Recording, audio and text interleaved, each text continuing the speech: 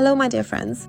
As you know, these days I've been busy making major changes to my caravan to turn it into a more comfortable and better home. That's why I haven't been able to upload new videos for a while.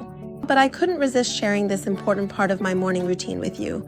Every morning, one of the things I do is restructure my drinking water. You might ask, what does that mean? This is done using a simple plastic piece and 2 regular water bottles.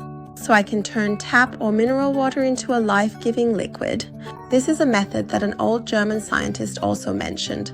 By carefully attaching this particular plastic piece to the very tops of the 2 bottles, I am able to transfer the water from one bottle to the other in order to create a fascinating vortex.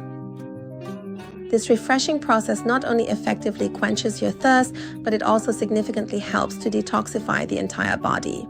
It delivers the necessary oxygen to the deepest cells of the body, which, according to some, can help prevent diseases, especially cancer, and help you have more energy throughout the day. Just doing this simple task for 1 minute is enough to completely change the structure of the water, and you'll notice this significant change in your health and lifestyle. You can easily find the convenient link to acquire these incredibly useful little plastic items in the video description below and also in the very first pinned comment.